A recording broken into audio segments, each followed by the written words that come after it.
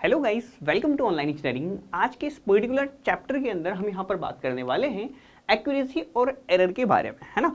तो देखो यहाँ पर दो चैप्टर आप यहाँ पर पढ़ेंगे। पहला पढ़ेंगे एक्यूरेसी एरर के रिगार्डिंग, दूसरा हम यहाँ पर पढ़ेंगे थ्योरी ऑफ एरर के बारे में। ठीक है, तो थ्योरी ऑफ एरर में हम यहाँ पर क्या करेंगे, एरर को और ज़्यादा डीपली डिटेल के अंदर हम यहाँ पर स्टडी करते हैं। उससे पहले हम यहाँ पर ये जान लेते हैं सर एक्यूरेसी क्या होती है, आपकी एरर क्या होती है। क्यों? क्योंकि सर्वे आपका चालू होने वाला है, तो आपको पता होना चाहिए कि जब मैं यहाँ पर आपसे एक्यूरेसी कहूँ, जब मैं आपसे एरर कहूँ, तो उसका मतलब क्या है आपका, है ना। ठीक है, तो सबसे पहले देख लेते हैं हम यहाँ पर एक्यूरेसी एरर के बारे में।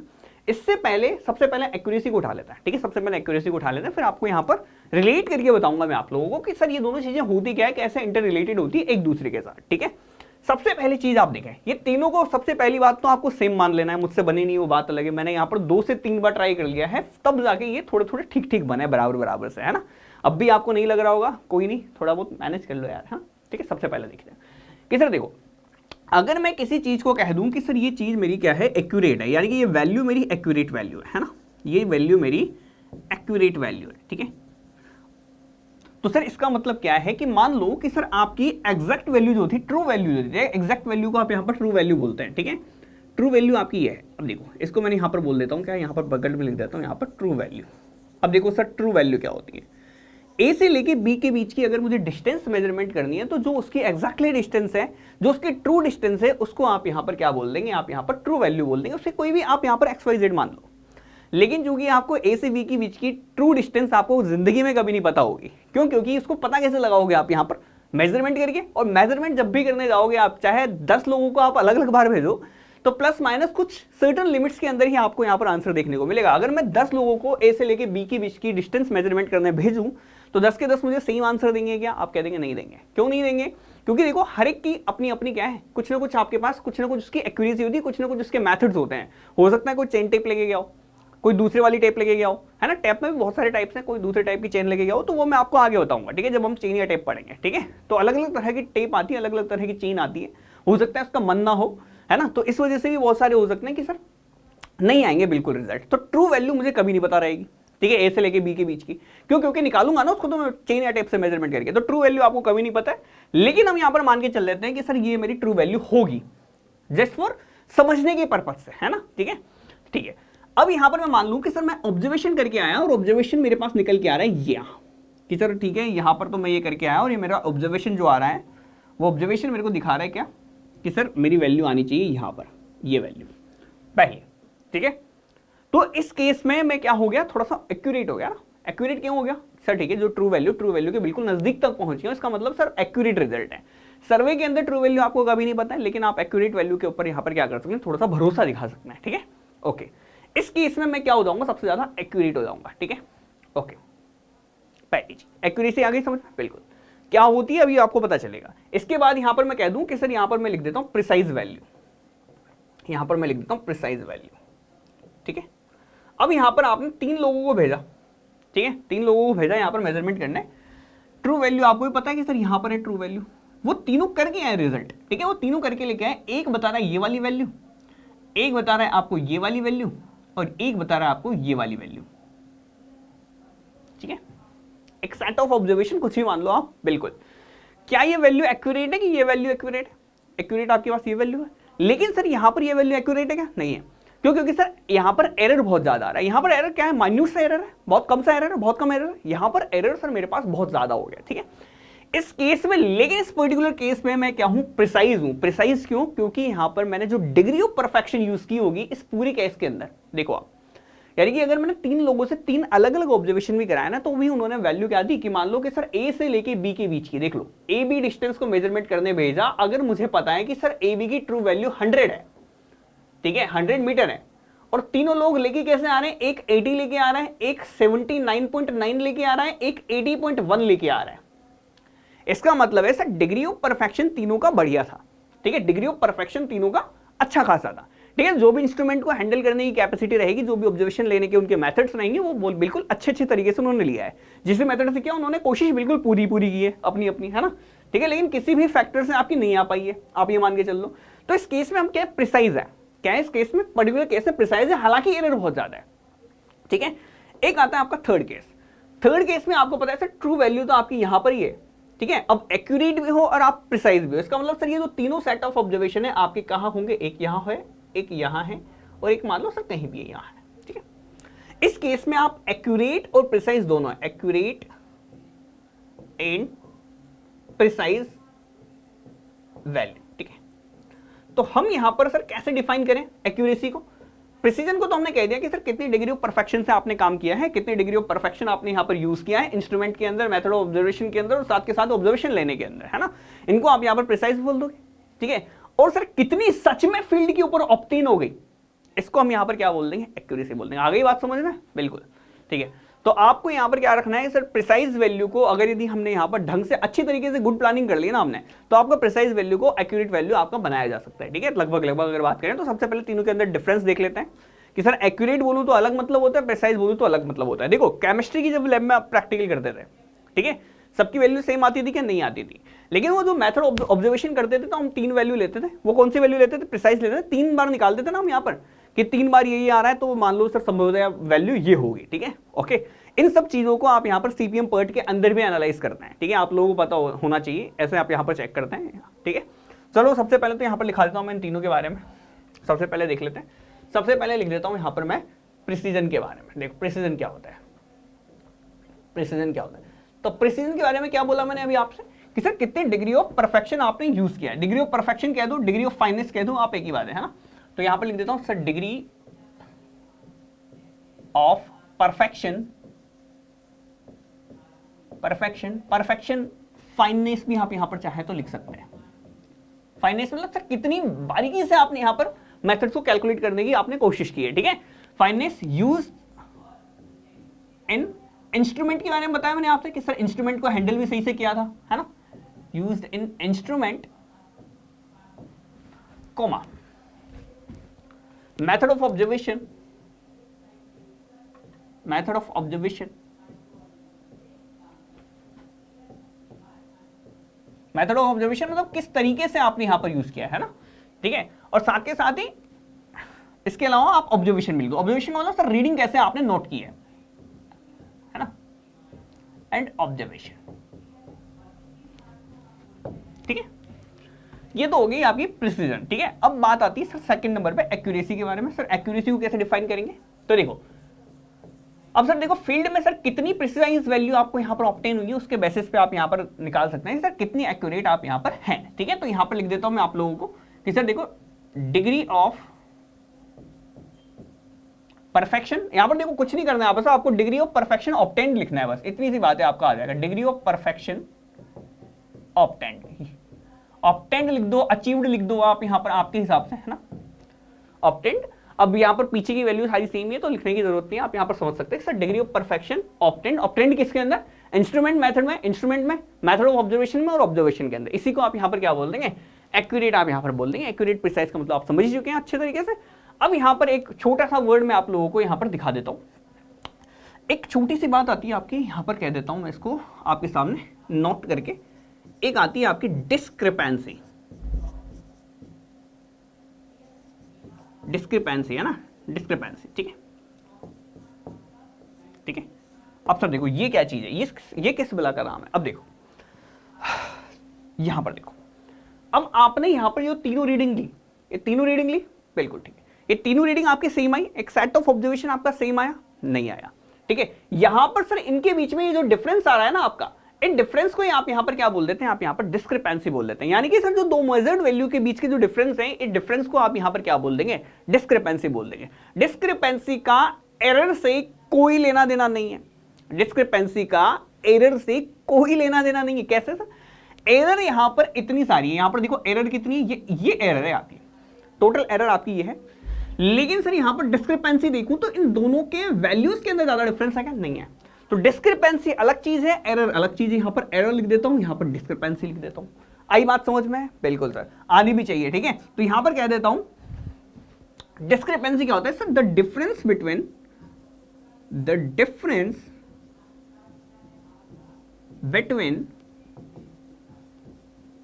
क्या मेजर्ड वैल्यू है ना, तो the difference between two measured value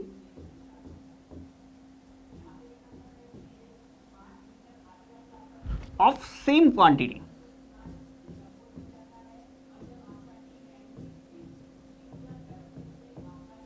ठीक है, अब यहां पर लिख देता हूं साथ के साथ ही, it is not related to error. Okay, ये बात समझ में याद रखना, ये नोट में आपको याद रखना कि एरर से कोई लेना देना है नहीं है, एरर अलग चीज है, डिस्क्रिपेंसी आपकी अलग चीज है। ठीक है, सिंपल है, बिल्कुल ठीक है। अब सर देख लेते हैं हम यहाँ पर कि सर एरर क्या होती है। अब एरर के बारे में मेरे ख्याल से बताने की जरूरत है नहीं, ठीक है, लेकिन उससे पहले आप यहाँ पर देखो तो डिस्क्रिपेंसी के अंदर आप यहाँ पर एक और चीज, चलो डिस्क्रिपेंसी में एक और चीज देख लो आपके पास। ठीक है, कि सर देखो यहाँ पर मैं आपको एक और चीज बता देता हूँ। देखो यहाँ पर एक बात बताओ, डिस्क्रिपेंसी ज्यादा है क्या इनके बीच में? क्या दो मेजर्ड वैल्यू के बीच का जो डिफरेंस है, डिफरेंस ज्यादा है क्या? नहीं है, डिफरेंस बहुत कम है, लेकिन एरर क्या है? एरर बहुत ज्यादा है।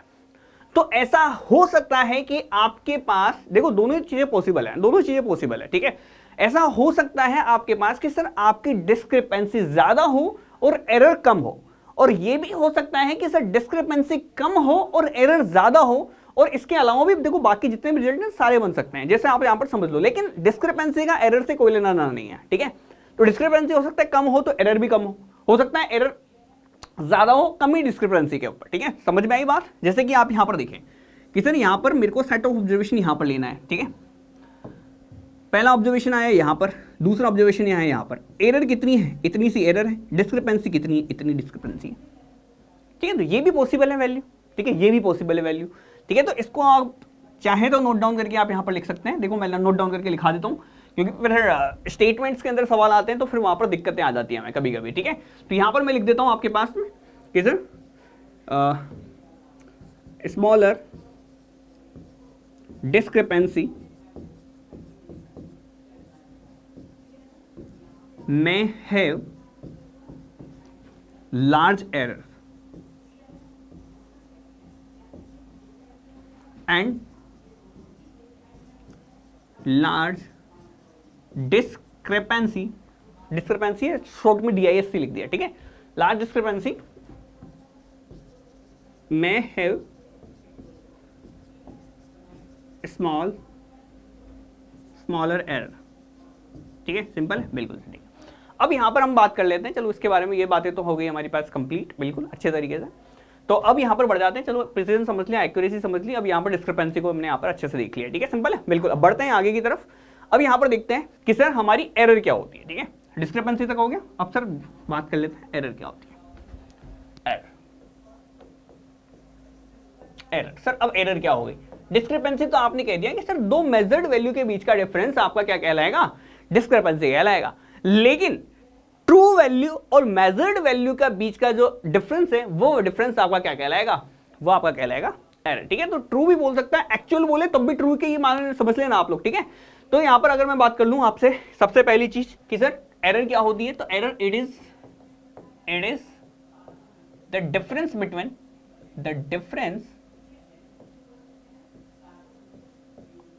Between measured value and true value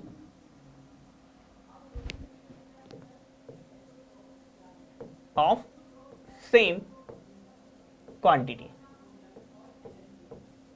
ठीक है, तो कोई भी क्वांटिटी आप यहां पर उठा लो, कोई भी आप यहां पर एक ऑब्जर्वेशन उठा लो कि मान लो AB क्वांटिटी आपने उठाई, तो AB के बीच की डिस्टेंस मेजर्ड कितनी है, ट्रू कितनी है, उन दोनों का डिफरेंस आपका यहां पर क्या कहलाएगा?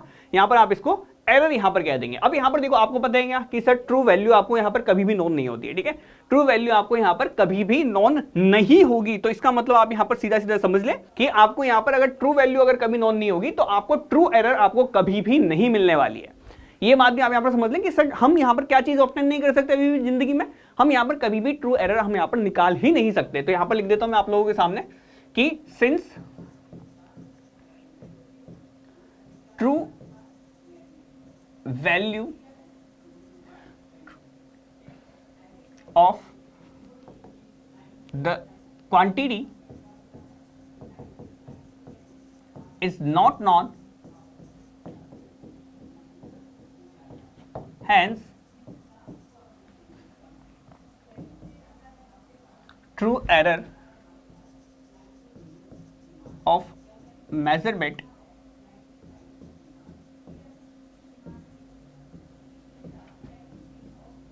can not be form. ठीक है, ये बात हमने लिख दी है। अब यहां पर लिख लेते हैं हम यहां पर कि सर एरर आपके पास होती क्या है, hence measurement is done between certain limits. ठीक है, इसीलिए हम यहां पर एक पर्टिकुलर लिमिट के अंदर देखेंगे, है ना, प्लस माइनस म्यू। जैसे कि हम यहां पर लेके चलते हैं, आपने यहां पर कभी स्ट्रेंथ निकालने की कोशिश की हो, है ना, तो आपने यहां पर पढ़ा होगा ना, बीएमसी तो पढ़ी होगी, हाँ बीएमसी तो पढ़ी होगी, तो उसके अंदर देखते हैं ना प्लस माइनस 15% तक का हम यहां पर क्या करते हैं, वेरिएंस अलाउड कर देते हैं, है ना। टॉलरेंस वगैरह इसीलिए अलाउड रहते हैं आपके पास कि चलो सर इतना छोटा मोटा वेरिएशन आपके पास हो जाता है, क्यों, क्योंकि आप यहां पर नहीं निकाल सकते, किसी भी चीज की नहीं निकाल सकते आप यहां पर, है ना, तो इसीलिए हम क्या करते हैं, हल्का फुल्का वेरिएशन हम क्या कर लेते हैं, थोड़ा सा अलाउड कर लेते हैं। ठीक है, तो hence measurement is done between certain limits. ठीक है, अब यहां पर देख लेंगे। ठीक है, तो सर्टेन लिमिट्स किसकी, सर्टेन लिमिट्स ऑफ एरर, है ना, यहां पर सर्टेन लिमिट्स किसकी, certain limits of error prescribed,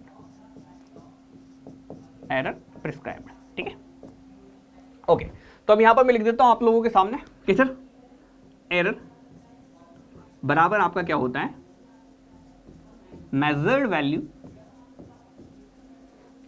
minus true value. अब देखो यहां पर जैसे मैं यहां पर ट्रू लिख देता हूं ना, तो यहां पर इस एरर को हम यहां पर ट्रू एरर के नाम से जानते हैं। ठीक है, तो कभी ट्रू एरर पूछ ले तो measured value minus true value का आप यहां पर क्या कर देंगे, एरर कह देंगे। अगर सर इसको एरर कह देंगे तो करेक्शन क्या हो जाएगा आपका, करेक्शन क्या हो जाएगा, सर देखो सिंपल सी बात है, अगर यदि यहां पर मैं लिख दूं कि सर ये ए डिस्टेंस है, ये ए बी डिस्टेंस है ना, ये ए बी डिस्टेंस है, इनके बीच की ट्रू वैल्यू है आपकी 10 मीटर, है ना, ए बी डिस्टेंस की वैल्यू है 10 मीटर, और आप यहां पर मेजरमेंट करके कितना आ गए, 1 मीटर आ गए, 1 मीटर आ गए, 1 मीटर आपने यहां पर मेजर किया, ये मेजर्ड वैल्यू है ना, ये मेजर्ड वैल्यू, ये ट्रू वैल्यू है आपकी। ठीक है, तो आपका डिफरेंस कितना आया आपका यहां पर, तो डिफरेंस आपके पास निकल के आया कितना, 11 माइनस 10 यानी कि 1 मीटर, 1 मीटर का आपका यहां पर मेजरमेंट निकल के आया। ठीक है, तो आप यहां पर करेक्शन कितना लगाएंगे, करेक्शन हम लगाएंगे -1 मीटर का। ठीक है, देखो 1 मीटर की एरर निकल के आई ना, कैसे, मेजर्ड वैल्यू 11 है, 11 माइनस 10 यानी कि 1 मीटर का आपके पास क्या निकल के आया, एरर निकल के आया। तो सर इसको वैल्यू को करेक्ट करने के लिए आप यहां पर क्या करेंगे, -1 मीटर का लगा देंगे, -1 मीटर का लगाया आपने, आपका क्या आ गया, आंसर आ गया। तो करेक्शन कितना लगेगा आपका यहां पर, तो करेक्शन आपका लगता है उल्टा लग जाएगा इसका, तो यहां पर ट्रू को आगे लिख देंगे, true value minus measured value, है ना। ठीक है, तो ऐसे कभी कभी आगे पीछे दे सकते हैं आपसे। ठीक है, तो हेंस यहां से मैं कह सकता हूं कि sir error equals to negative of correction. Simple है, देखो बहुत इजी चीजें बता रहा हूं अभी तक, तो यहां तक तो किसी को कोई प्रॉब्लम ही नहीं होनी चाहिए आप लोगों को। ठीक है, ओके, ये हम यहां पर देख लिया है। अब देखो ये मेजर्ड वैल्यू को मैं एमवी और इसको मैं टीवी लिखना चालू करूंगा, आगे जब भी मैं लिखूंगा तो एमवी टीवी करके लिख के दिखाऊंगा आप लोगों को। ठीक है, सिंपल है। अब चलो बढ़ते हैं आगे की तरफ, ये एरर वाला के एरर के हम यहां पर सोर्सेस देख लेते हैं। चलो अब सोर्सेस ऑफ एरर, अब यहां पर देख लेते हैं हम यहां पर सोर्स ऑफ एरर। ठीक है, सोर्स ऑफ एरर के बेसिस पे आप यहां पर किस तरह से आप यहां पर इसे पर्टिकुलर चीज को आप कैसे क्लासिफाई कर सकते हैं, इसको देख लेते हैं सबसे पहले, है ना। सोर्स ऑफ एरर में सबसे पहला सोर्स अगर यहां पर मैं देखता हूं, सबसे पहला सोर्स आपका क्या होगा, चलो सबसे पहला सोर्स आपका क्या निकल के आता है, सबसे पहला सोर्स है हमारा इंस्ट्रूमेंट। मान लो हम यहां पर इंस्ट्रूमेंट गलत यूज कर लें, देखो सबसे पहला इंस्ट्रूमेंट। अब देखो मैं यहां पर आपको बताता हूं सोर्स ऑफ एरर, एरर कैसे जनरेट हुई हमारे पास, है ना, एरर आई, उसका मेन रीजन क्या था। तो सबसे पहला रीजन इंस्ट्रूमेंट था, इंस्ट्रूमेंट गलत ले, मेरे को सर ए से बी की डिस्टेंस मेजरमेंट करनी थी, मैं सर गलत चेन उठा के ले गया, तो क्या हो गया सर, 10 के ऊपर टेप जो थी या चेन जो थी उसके ऊपर मार्किंग जो थी ना, वो मार्किंग तो सर 30 मीटर की थी, लेकिन सर क्या हुआ सर, गलती से जो मैं चेन या टेप लेके गया ना वो सर गलत ले गया, वो 31 मीटर की 31 मीटर की थी, उसमें मार्किंग 30 मीटर की लिखी हुई है। तो सर क्या हो गया, मेरा फॉल्ट इंस्ट्रूमेंट चला गया। इंस्ट्रूमेंट खराब हो सकता है ना, ऐसे जरूरी थोड़ी सही निकले सारे के सारे, है ना, चेन टेप भी खराब हो जाती है। ठीक है, खिंच गई, मान लीजिए खिंची हुई चेन आप यहां पर यूज कर रहे हैं। ठीक है, तो इसको क्या कह देंगे आप यहां पर इंस्ट्रूमेंटल काइंड से आपकी जनरेट की हुई एरर कहलाएंगे। ठीक है, तो एरर आपकी जो इंड्यूस होगी ना वो यहां पर इसी तरह की होगी। तो यहां पर मैं लिख दूं कि sir the error arise due to faulty instrument.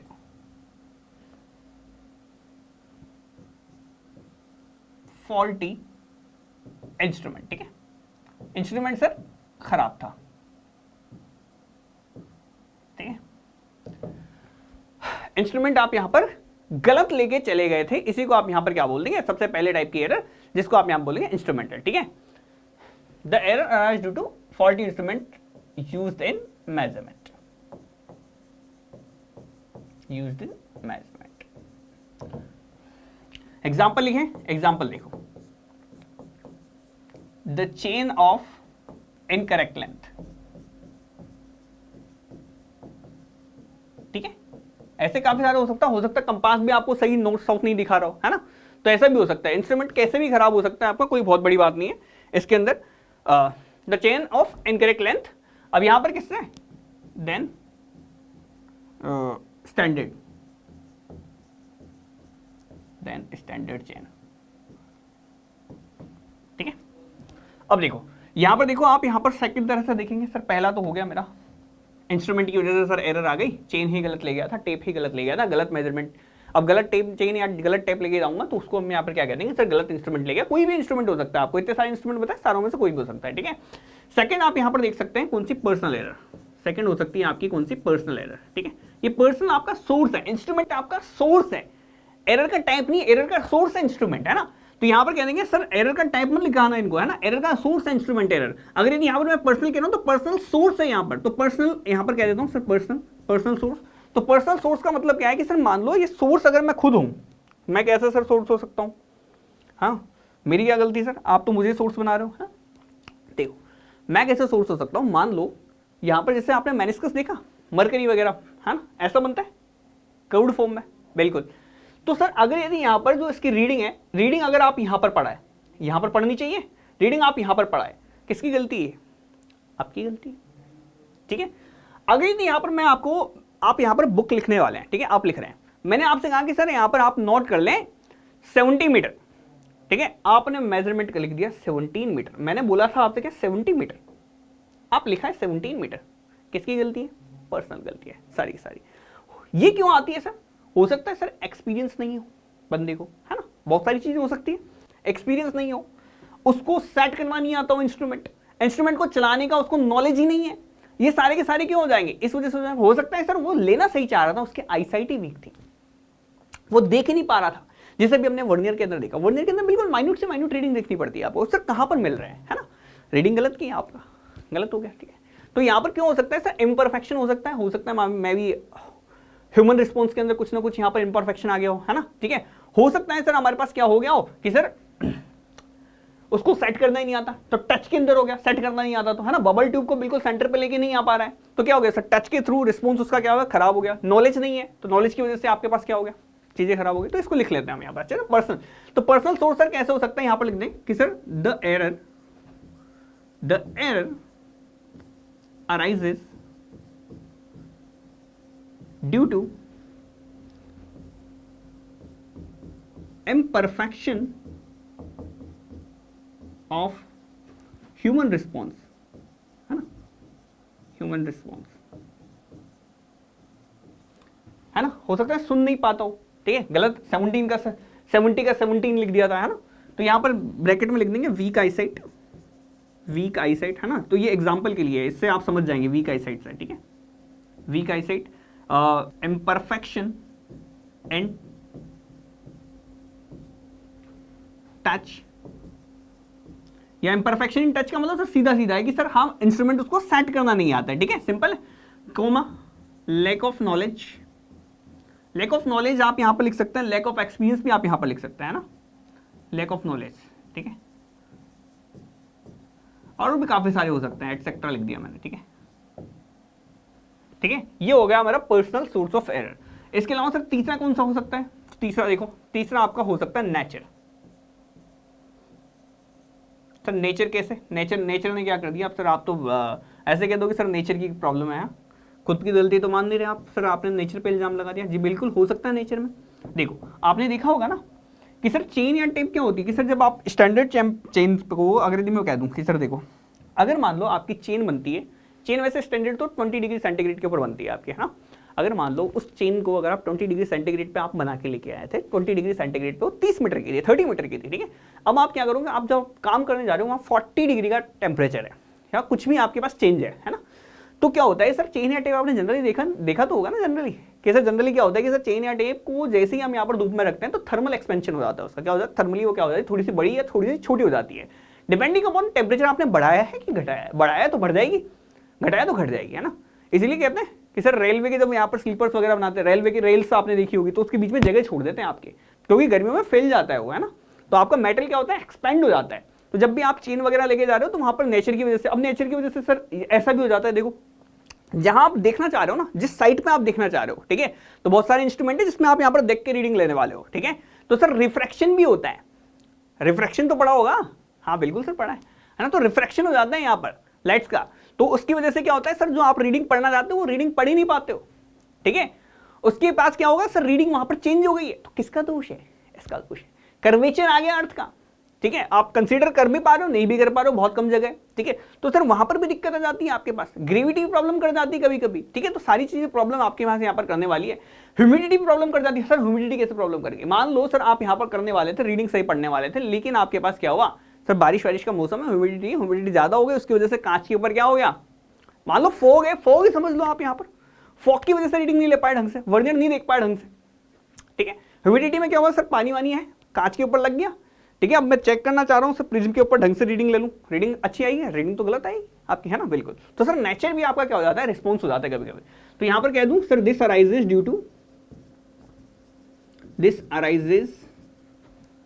Due to natural phenomenon like temperature,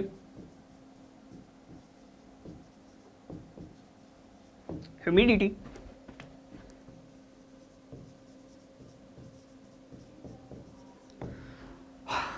refraction,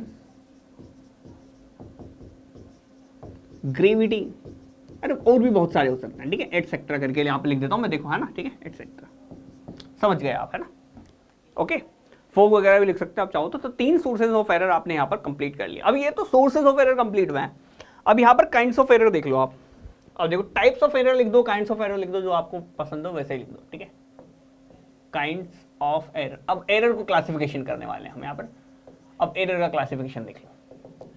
अब देखो एरर क्लासिफिकेशन हम यहां पर करने वाले हैं। सबसे पहला एरर का क्लासिफिकेशन है जिनको आप यहां पर बोलते हैं मिस्टेक्स, ठीक है। क्या बोलते हैं, मिस्टेक्स, गलतियां, ठीक है। क्या बोलते हैं, गलतियां, ठीक है। अब चलो देखते हैं सर मिस्टेक्स क्या होती है, मिस्टेक्स क्या होती है। अभी तक तो अब देखो पिछली वाली सारी बातों को भूल जाओ, ठीक है, पिछली वाली सारी बातों को भूल जाओ, सोर्सेज ऑफ एरर को यहां पर मिक्स मत करने आ जाना आप, है ना, ठीक है।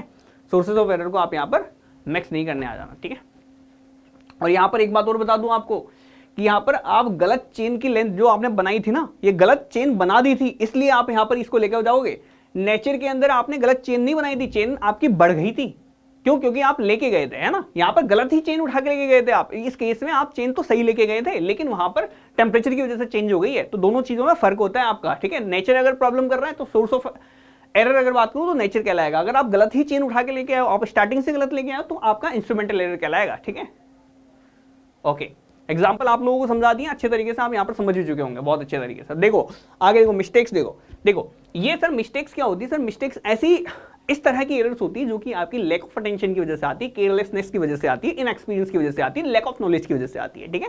आगे बात समझ में, बिल्कुल। यानी कि सर मिस्टेक्स वो होती है जो यहाँ पर हम क्या करते हैं, कुछ कुल मिला के जो पर्सनल एरर्स वाला जो काम था ना, हाँ, जो पर्सनली मुझसे गलतियां हुई है उनको हम यहाँ पर क्या कर देंगे, मिस्टेक्स यहाँ पर हम बोल देते हैं, ठीक है।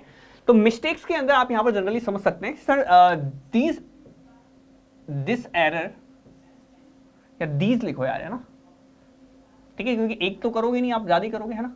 तो दीज एरर अराइजेस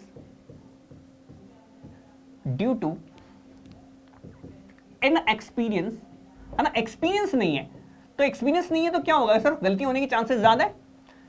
साथ के साथ ही केयरलेसनेस है, क्यों, क्योंकि सर मैंने ऐसे बंदे को भेज दिया यहां पर रखने के लिए, काम करने के लिए, जिसका बिल्कुल मन नहीं था कि रीडिंग लेके आए, लेकिन मैंने भेज दिया। अब क्या करेगा, बिल्कुल क्या करेगा, गलती करेगा और क्या करेगा, है ना। तो यहां पर लिख दिया सर केयरलेसनेस हो गया, इन एक्सपीरियंस हो गया। साथ के साथ यहां पर 2-3 चीजें और लिख लें, इन अटेंशन कोमा पुअर जजमेंट कैसे, अरे सर रीडिंग यहाँ से लेनी है, अरे सर ऐसे करेंगे ये करेंगे, है ना, तो जजमेंट ही गलत कर दिया ना उसने। पूरा जजमेंट का मतलब आप यहाँ पर ऐसे भी समझ सकते हैं कि सर देखो जो रीडिंग उसको सही से वर्नियर स्केल पे लेनी थी नहीं ले पाया, ठीक है, नहीं ले पाया, क्यों, क्योंकि सर उसका जजमेंट बहुत गलत था, ठीक है, जजमेंट बहुत गलत था, ठीक है। तो पुअर जजमेंट भी आप यहाँ पर बोल सकते हैं। यहाँ पर देखो लैक ऑफ नॉलेज भी आप यहाँ पर लिखना चाहें तो आप यहाँ पर आसानी से लिख सकते हैं, ठीक है। आप यहाँ पर इसके अलावा लिखें तो कंफ्यूजन कैसे, उसको पता ही नहीं है मैनिस्कस में ऊपर की रीडिंग लेते हैं कि नीचे की रीडिंग लेते हैं, वो ऊपर की रीडिंग ले आया तो क्या हुआ, उसको कंफ्यूज होकर लिख दी उसने कुछ भी, तो क्या हो गया सर, इस तरह से मिस्टेक्स कहलाएगी, ठीक है, ठीक है, आ गई, बिल्कुल सर। तो मिस्टेक्स आपने यहां पर देख लिया, मिस्टेक्स क्यों आती है, ठीक है, confusion etcetera in the mind of observer, ठीक है। अब सर इसको सुधारेंगे कैसे, सुधारना बताओ सर तरीका कैसे सुधारेंगे। तो सर सुधारने के लिए क्या करना पड़ेगा सर, जो भी मिस्टेक्स होती है ना हमारी, अगर हम रीडिंग गलत लिख के आए हैं, अगर हम रीडिंग किसी भी वजह से गलत लिख के आए, चाहे आपका इनअटेंशन हो, चाहे इनएक्सपीरियंस हो, केयरलेसनेस हो, चाहे कुछ भी आपके पास यहाँ पर आपके पास रहा हो, ठीक है, इनअटेंशन तो आ ही जाता है जनरली, है ना, मान लो नई शादी हुई किसी की, ठीक है, अब उसको बोलते हैं कि जा की रीडिंग लेके आ, उसका मन ही नहीं है वहाँ पर, है, तो कैसे क्या सही रीडिंग लेगा, क्या नहीं लेगा, ठीक है। तो सर इसको सुधारने के लिए आपको क्या करना पड़ेगा कि सर इसकी गलती को सुधारने के लिए एक नया बंदा भेजना पड़ेगा हमें। तो एक इंडिपेंडेंट ऑब्जर्वर आपको अलग से चाहिए, है ना, पहले तो बंदा रखो आप रीडिंग रखने के लिए, फिर उस रीडिंग उसने सही लिए नहीं लिए इसके लिए अलग से एक और बंदा रखो आप, है ना। तो इसलिए आपको क्या करना पड़ेगा कि सर या तो आप यहाँ पर क्या करेंगे कि सर दोबारा जाके रीडिंग ली जाए, अब वो वही बंदा दोबारा जाके रीडिंग तो लेगा नहीं, अगर उसी ने ले ली तो उसने पहले भी गलत लिखी, दोबारा भी गलती लेके आएगा, है ना, तो दूसरा बंदा आपको यहाँ पर रखना पड़ेगा। तो सीधी बात है कि सर मिस्टेक को जब भी आपको यहाँ पर एलिमिनेट करना है तो आप यहाँ पर क्या करेंगे, दोबारा आपको यहाँ पर रीडिंग लेनी पड़ेगी। तो यहाँ पर लिख देता हूं कि sir it can be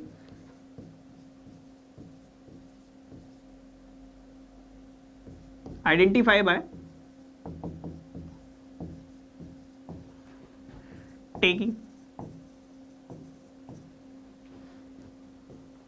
same measurement by another observer, ठीक है, पहला तरीका तो ये हो गया, ठीक है, एलिमिनेट करने का, ठीक है। सर दूसरा तरीका क्या है, दूसरा तरीका बता दो एलिमिनेट करने का। तो देखो एक ऐसा भी होता है कि अगर यदि आपने एक सेट ऑफ ऑब्जर्वेशन अगर आपको दे दिया जाए तो आपको क्या पहले पता लग जाएगा कि यार इसमें रीडिंग गलत है, क्यों, क्योंकि आप देख के बता दोगे कि अगर एक सेट ऑफ ऑब्जर्वेशन सारे के सारे आप एक प्रॉपर तरीके से आप अरेंज करो तो आपको लगभग रीडिंग का अंदाजा लग जाता है, ठीक है, जब आपको एक्सपीरियंस आएगा तो आपको अंदाजा रह जाता है, तो आपको एक अलग सी ओड सी वैल्यू आपको यहां पर देखने को मिलेगी। तो ओड से वैल्यू देख रही है, आपको पहले पता है कि यार इतनी तो नहीं हो सकती है ना, तो इस वजह से क्या करोगे आप पहले से ही बता दोगे कि यार ए बी की डिस्टेंस ये 17 बता रहा है, 70 के आसपास तो लग रही है, तो देख के पता लग रहा है मुझे, है ना। तो आप यहाँ पर एक सेट ऑफ ऑब्जर्वेशन अगर आप रखते हैं तो आपको हल्का हल्का अंदाजा लग जाता है, उसी के बेसिस पे आप यहाँ पर क्या कर सकते हैं, ओड वैल्यू को आप पहले हटा दें, ठीक है। तो इससे भी आप यहां पर एलिमिनेट कर सकते हैं। तो यहां पर लिख सकते हैं हम, यहां पर इसके बारे में लिख सकते हैं बाय कंपेयरिंग सेवरल मेजरमेंट्स, है ना,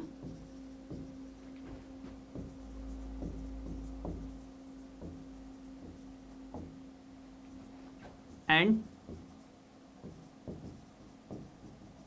taking out the odd value, ठीक है, ओके, सिंपल। अब यहां पर देखो मिस्टेक्स आपने यहां पर देखी है बिल्कुल अच्छे तरीके से, मिस्टेक्स और गलतियां कैसे कैसे होती है, किस किस तरह से हम यहां पर कर पाते हैं। सेकंड तरह से आप यहां पर देखते हैं, सेकंड तरह की आपकी एरर होती है वो होती है systematic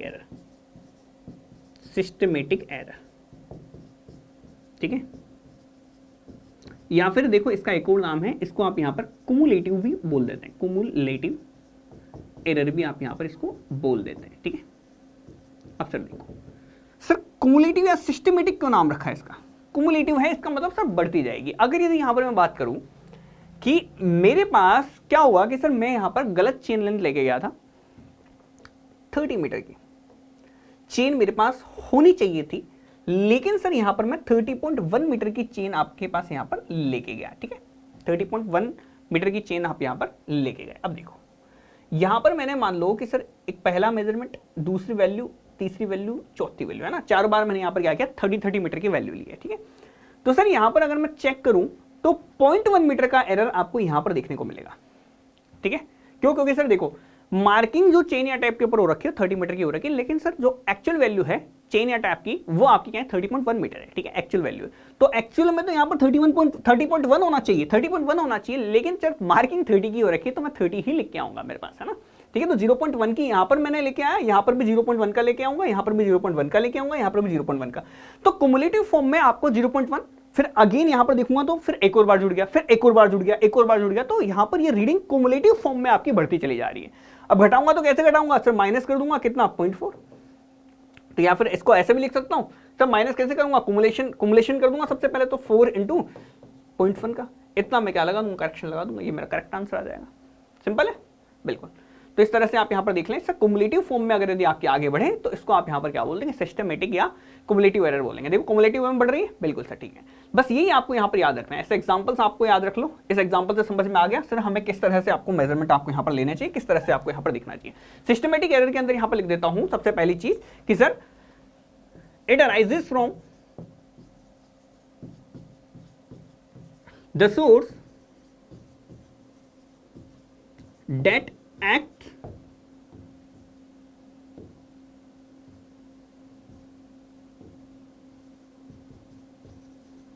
that acts in same manner of observation, ठीक है,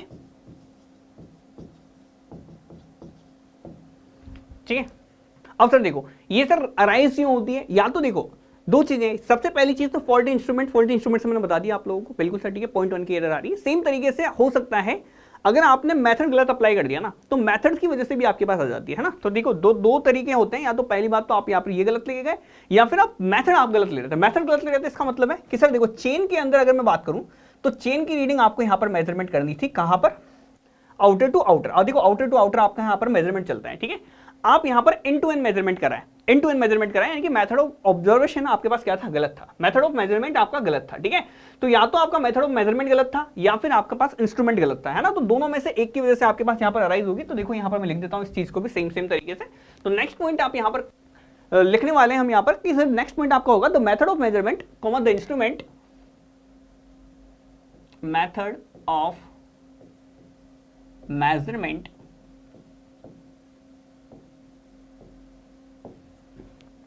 comma the instrument, ठीक है। तो या तो इंस्ट्रूमेंट या method of measurement, use and physical condition,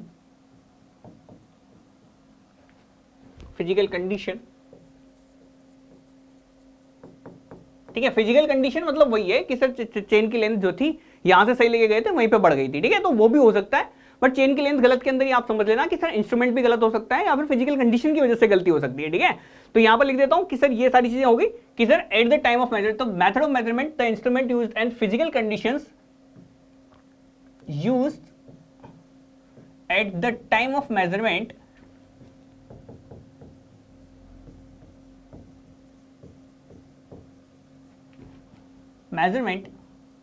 are responsible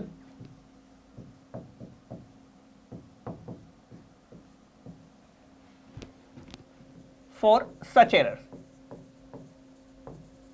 ठीक है, पहली चीज, ठीक है।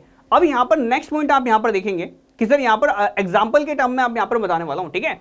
तो एग्जांपल देखें आप यहां पर एक्सपेंशन, एग्जांपल लिख देता हूं सबसे पहले, तो expansion and tape oblique chain length, ठीक है। पहला एग्जांपल देख लिया, बिल्कुल सर, ठीक है। अब ये सेम मेथड से आपके पास चलने वाला है, ठीक है।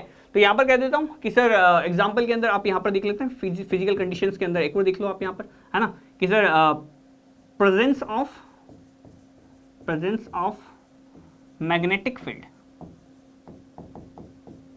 ठीक है। मैग्नेटिक फील्ड की वजह से भी क्या हो जाता है, eight the time of compass serving, ठीक है। तो देखो जब भी कंपास सर्वे करते हो मैग्नेटिक फील्ड होता है ना, तो उसकी जो सुई होती है, जो नॉर्थ साउथ आपको शो करने वाली होती है, वो थोड़ी सी चेंज हो जाती है आपकी, है ना। तो प्रॉपर नॉर्थ प्रॉपर साउथ को आपको नहीं दिखा पाती है। ये आपके पास मैग्नेटिक फील्ड की वजह से आपके पास वहां पर जनरेट होता है। इसको हम यहाँ पर कंपास जब पढ़ेंगे तब तो अच्छे से पढ़ेंगे, है ना। बाकी देख लो अभी फिलहाल के लिए कि सर कंपास सर्विंग करेंगे तो मैग्नेटिक फील्ड होगा तो सुई आपकी क्या कर जाती है, थोड़ी सी डेविएट कर जाती है आपकी, ठीक है। तो ये बात आ गई समझ में, बिल्कुल ठीक है। अब यहाँ पर देखो इसके अंदर सबसे इंपॉर्टेंट पॉइंट जो आपके पास है कि सर सबसे इंपॉर्टेंट पॉइंट क्या है इसका कि sir these are cumulative in nature. अब देखो कुमुलेटिव इन नेचर अभी बताया था मैंने थोड़ी देर पहले, तो ये आपकी कुमुलेटिव होती है नेचर के अंदर, जुड़ती चली जाएगी आपकी एन नेचर, ठीक है। तो या तो पॉजिटिव चल रही है तो पॉजिटिव भी हो सकती है, नेगेटिव भी हो सकती है। तो पॉजिटिव चलती जा रही है तो पॉजिटिव भी पॉजिटिव चलती जाएगी, अगर नेगेटिव चलती जा रही है तो नेगेटिव भी नेगेटिव चलती जाएगी, ठीक है। तो ये बात भी आप लोगों को यहाँ पर बिल्कुल कंप्लीट होना चाहिए, ठीक है। तो यहाँ पर इसको सुधारना है तो कैसे निकलेगा कि sir these errors can be eliminated by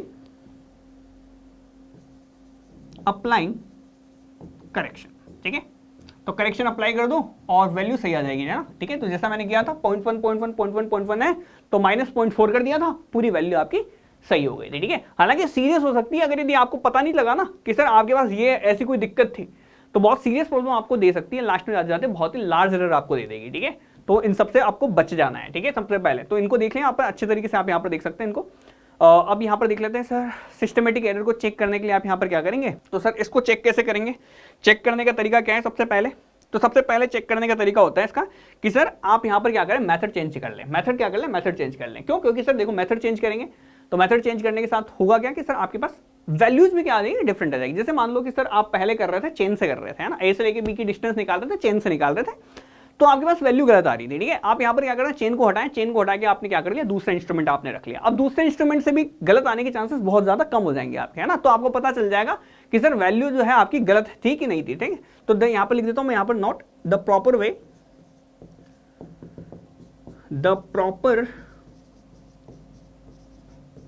way to check the systematic error. Systematic क्यों नाम है सर, सिस्टमैटिक तरीके से आगे बढ़ रही है, बिल्कुल एक एक करके सिस्टमैटिक तरीके से आगे बढ़ रही है, यानी कि प्लस में जा रही है तो प्लस ही प्लस में जा रही है पूरी वैल्यू, है ना। The proper way to check the systematic error is to measure the same quantity with entire different method, ठीक है। ये लो साहब, हो गया मामला क्लोज। कहानी इसकी सिस्टमेटिक एरर के अंदर, क्युमुलेटिव एरर के अंदर जो भी बातें थी, सारे पॉइंट्स हमने यहाँ पर अच्छे से नोट डाउन कर लिए, ठीक है। सॉरी फॉर डेट, देखते हैं, बढ़ते हैं आगे। लास्ट हम यहाँ पर देख लेते हैं, सबसे लास्ट पे आपके पास जो थर्ड टाइप की एरर बच जाती है, वो थर्ड टाइप की एरर आप यहाँ पर कंप्लीट करने वाले हैं। थर्ड टाइप की एरर, जिस एरर को आप यहाँ पर क्या बोल देते हैं, कंपनसेटिंग एरर, ठीक है। तो इसको हम यहाँ पर बोल देंगे कंपनसेटिंग एरर, ठीक है। अब कंपनसेटिंग एरर का आपके पास एक और नाम है, इसको आप यहाँ पर एक्सीडेंटल एरर बोलते हैं, ठीक है। एक्सीडेंटल एरर से ज्यादा आपको देखने को मिलेगा, एक्सीडेंटल, ठीक है, एक्सीडेंटल एरर, ठीक है। अब सर जो बच गई है एरर, देखो अब जो बच गई है एरर वो सारी की सारी देखो मिस्टेक्स, पहले मिस्टेक हो गई। अब मिस्टेक और सिस्टमेटिक एरर के अलावा जो भी एरर आपकी बच जाती है पूरे फील्ड के अंदर, देखो जो भी एरर आपके पास आई वो सारी की सारी एरर क्या हुई होगी, एक्सीडेंटली आई होगी। तो यानी कि वो सारी एरर जो आपके पास बची है वो सारी की सारी आपकी कैसे कहलाएगी, कंपनसेटिंग या एक्सीडेंटल एरर कहलाएगी। अब देखो यहां पर क्या हो रहा था, क्युमुलेटिव एरर के अंदर हम क्या कर रहे थे कि सर ठीक है 30 मीटर की चेन है तो 0.1 से आगे बढ़ती जा रही है, यानी कि मैथमेटिकल लॉ को आपके पास क्या हो रहा है, अप्लाई हो रहा है किसके अंदर, क्युमुलेटिव एरर के अंदर, ठीक है। तो मैथमेटिकल लॉ के ऊपर बेस्ट आपके पास कौन सी होगी, तो मैथमेटिकल लॉ के ऊपर बेस्ट कौन सी, क्युमुलेटिव, है ना, ठीक है। तो ये जो है मैथमेटिकल लॉ पे बेसिस है, ये सर ये किस पे बेसिस है, एक्सीडेंट्स आपके पास होते हैं तो एक्सीडेंट्स आपके पास होने के चांसेस रहते हैं, आपके पास हमेशा एक्सीडेंट होने के चांसेस होते हैं, हम करते हैं जानबूझ के नहीं करते हैं, एक्सीडेंट हमारे हो जाते हैं, ठीक है। तो इनकी हमेशा क्या बताई जाती है, संभावनाएं जताई जाती है। तो यहां पर ये हमेशा किसके लो को फॉलो करेगी, आपकी प्रोबेबिलिटी के लो को आपको यहां पर हमेशा फॉलो करती हुई नजर आएगी, कौन, एक्सीडेंटल एरर, ठीक है। तो एक्सीडेंटल कैसे होता है, प्रोबेबिलिटी होती है एक्सीडेंट की, और हमारे पास यहां पर एक्सीडेंट होने की संभावनाएं नहीं होती है, ठीक है। तो यहां पर मैं लिख देता हूं सबसे पहले कि sir these are errors remained after mistakes and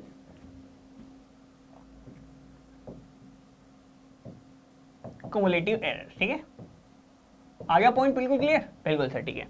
अब यहां पर देखो कि सर ये सर हुआ क्यों था कि सर देखो एक्सीडेंटल एरर इसलिए हुई थी क्योंकि देखो सीधी सी बात बताऊं आप लोगों को तो देखो आप गए थे मेजरमेंट, आप मेजरमेंट लेना चाह रहे थे, बिल्कुल सही से मेजरमेंट लेना चाह रहे थे, आप में कोई कमी नहीं थी, आप बिल्कुल सही से मेजरमेंट लेना चाह रहे थे, लेकिन क्या हुआ, घर वालों का फोन आ गया। क्या आ गया? घर वालों का फोन आ गया। घर वालों का फोन आ गया, लड़ाई वड़ाई हो गई है थोड़ी बहुत, है ना। तो अब आप क्या करोगे, आपको गुस्सा आ गया जोर से, ठीक है। तो आपने क्या कर दिया, चेन या टेप को खींच दिया, ज्यादा जोर से खींच दिया। तो सर क्या हुआ, खींच दिया तो खींच दोगे तो क्या हो जाएगा, पुल करेक्शन अप्लाई हो जाएगा। देखो पुल आपको यहाँ पर पुल करेक्शन अप्लाई करना पड़ता है वैसे, है ना, ठीक है। आपको पता तो नहीं चला, आपने खींच दिया ज्यादा जोर से खींच दिया तो रीडिंग गलत हो गई, रीडिंग चेंज हो गई। क्या हो गई, रीडिंग चेंज हो गई पर्टिकुलर चीज की, ठीक है। तो सर ऐसी कंडीशन में आपके पास कौन सी एरर होगी, एक्सीडेंटली खींच दिया, एक्सीडेंटली पुल ज्यादा लग गया आपसे, पुल आपका ज्यादा लग गया। हो सकता है पुल नहीं लगाओ, चेन ढीली रह गई हो, चेन ढीली रख दी आपने, लो साहब चेन लटक रही है बीच में से, है ना, रीडिंग ले रहे हो गलत, ठीक है। तो सर ये सारे के सारे हमारे क्या होते हैं, एक्सीडेंट्स होते हैं, है ना। तो एक्सीडेंट कब कहां कैसे हो जाएंगे ये आपको नहीं पता है, लेकिन एक्सीडेंट्स की होने की थोड़ी बहुत प्रोबेबिलिटी होती है ना, कुछ एक चांसेस रहते हैं। जैसे कि छोटी छोटी गलतियां हमसे सबसे ज्यादा होती है, बड़ी गलतियां कभी नहीं होती। जैसे कि आप यहां पर अगर मान लो आए हो, आपने इंजीनियरिंग ली है, सीधी सी बात है ना। तो क्या सर इंजीनियरिंग आप यहां पर चाहते थे इसलिए आपने लिए, ठीक है। तो सर ये क्या हो गया कि सर ठीक है ये गलती नहीं है आपकी, है ना, ठीक है। अब ऐसे कुछ ही लोग होंगे जो इंजीनियरिंग के अंदर गलती से आ गए होंगे, ठीक है। तो ये क्या हो सर, एक्सीडेंट ही होते हैं छोटी छोटी चीजों के, ठीक है। बड़ी चीजों के एक्सीडेंट नहीं होते। जैसे इंजीनियरिंग लेनी है तो ऐसा नहीं है सर एक्सीडेंट हो गया हमारे साथ, नहीं, एक्सीडेंटल एरर नहीं है वो, ठीक है, कुछ एक के लिए हो गई होगी, ठीक है, कभी कभी। तो यानी कि सर छोटी छोटी गलतियां जो दिन ब दिन में करते जा रहे हो आप, ठीक है, दिन ब दिन करते जा रहे हो आप, हर दिन में पता नहीं कितनी बार गलतियां करते होंगे, ना। तो छोटी छोटी गलतियां आपसे रेगुलर बेसिस पे होती है, लेकिन बड़ी बड़ी जो गलतियां हैं, बड़ी बड़ी गलतियां दिखाओ, कभी कभार ऐसे मौके आए जो बड़ी से बड़ी गलतियां कर दी हो आपने, ठीक है। तो दोनों चीजें आपको यहां पर समझ लेनी है कि सर दोनों चीजें, सबसे पहले क्या है सर, छोटी गलती ज्यादा होगी और बड़ी एरर आपके पास क्या निकल के आएगी, कम निकल के आएगी। दो चीजें आ गई, बिल्कुल सर। अब देखो इसके अलावा देखो आप सबसे पहले कि सर इसको रिप्रेजेंटेशन जब हम यहाँ पर करते हैं तो देखो ये जो एरर है ना, प्रोबेबिलिटी आप यहाँ पर देखोगे तो सीपीएम पर्ट के अंदर आप यहाँ पर चेक करोगे ना, तो वहां पर आपको बताएगा कि सर कम से कम टाइम में होने के चांसेस ये हैं, ऑप्टिमिस्टिक टाइम बोलते हैं उसको, ज्यादा से ज्यादा टाइम में होने की इस पर्टिकुलर चीज के। सोम जैसे आप सोम पढ़ना चाहते हो, कम से कम आप 4 दिन में पढ़ सकते हो और ज्यादा से ज्यादा आपको 20 दिन लगता है, ठीक है। तो 4 दिन में पढ़ लो, इसके चांसेस भी बहुत कम है। 12 दिन में पढ़ लो या 20 दिन में पढ़ लो, जो भी आपने बोला है, ठीक है, तो उसके चांसेस भी बहुत कम है। इसके बीच के चांसेस सबसे ज्यादा रहते हैं, क्या रहते हैं, बीच के चांसेस सबसे ज्यादा रहते हैं, ठीक है। सबसे पहले और सबसे बाद का नहीं रहता है। उसके लिए हम यहाँ पर कर्व वगैरह ड्रॉ करते हैं, उसके लिए आपको सीपीएम पर्ट पढ़ना पड़ेगा, ठीक है। सीपीएम पर्ट के अंदर जाओगे तो आपको पता चलेगा, ठीक है। तो नॉर्मल डिस्ट्रीब्यूशन कर्व से आप यहाँ पर इनको रिप्रेजेंट कर पाते हैं कि सर ठीक है, छोटी छोटी गलतियां आप यहाँ पर रिप्रेजेंटेशन आप यहाँ पर कर सकते हैं, ठीक है। तो रैंडम एरर भी इसको बोलते हैं, अरे हाँ इसको भी लिख दो, रैंडम एरर भी लिख दो, है ना, रैंडम एरर भी इसी को बोलते हैं, रैंडम एरर। रैंडम क्यों सर, रैंडमली आई, हम लाना नहीं चाह रहे थे, किसी भी हमारा मन ही नहीं था ना इस तरह की एरर लाने का, ठीक है। तो यहां पर कहते हूं सबसे पहले कि sir it is mainly caused by, it is mainly caused by limitation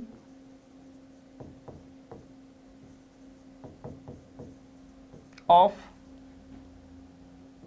observer coma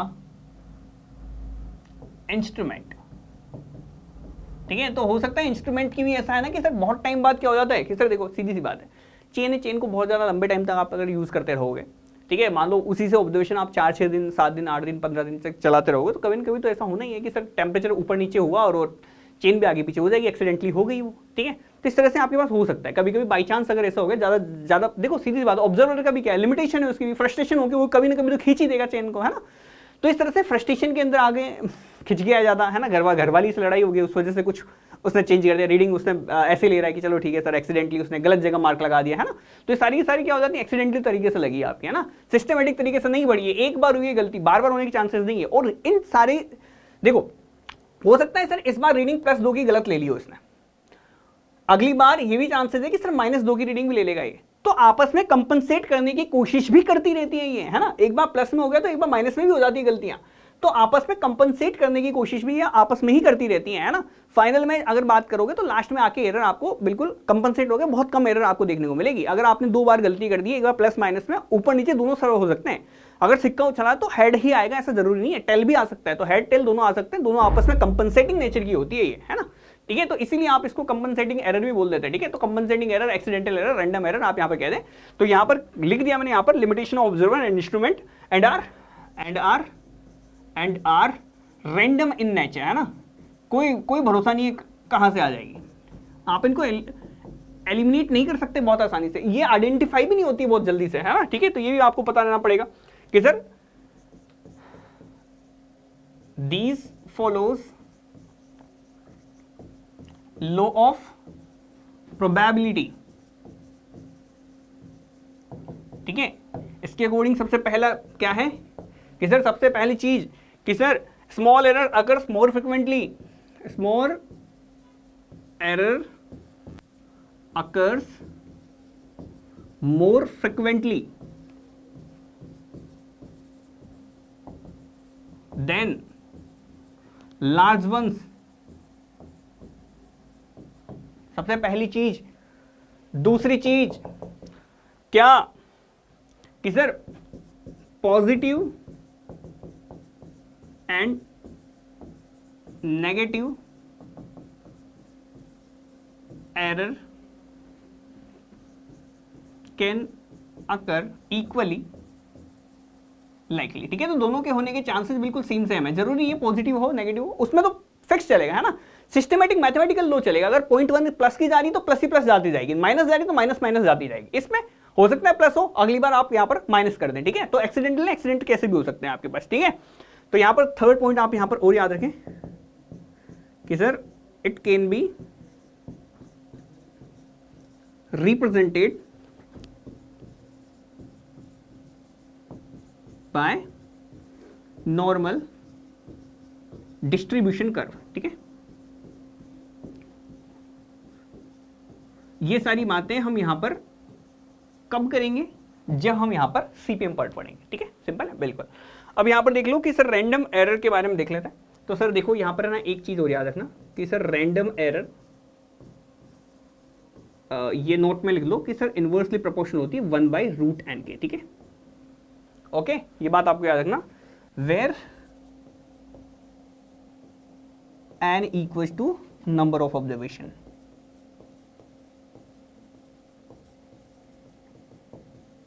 ठीक है, ओके, तो ये आपको डायरेक्टली आपको ये याद रखना है ना, लो है ये, लो है ये, है ना।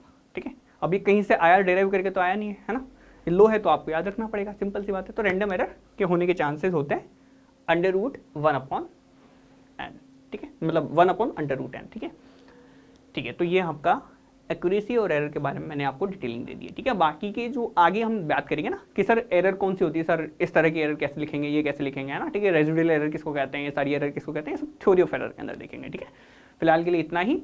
आई होप आप लोगों को बहुत पसंद आया होगा, बहुत अच्छे से आपने सीखा भी होगा, बहुत अच्छे से आपने समझा भी होगा। ठीक है, बाकी मेरी बातों को अच्छे तरीके से आप यहाँ पर ध्यान दें। ये आगे की तरफ हम देखेंगे जैसे जैसे आगे बढ़ते जाएंगे ना। अब इसके बाद हम यहाँ पर चालू करने वाले हैं लीनियर मेजरमेंट। लीनियर मेजरमेंट के अंदर हम सबसे पहले देखेंगे चेन सर्विंग। ठीक है गाइस, मिलते हैं बाकी नेक्स्ट सेशन में। फिलहाल के लिए इतना ही, बाय, थैंक्स फॉर वॉचिंग।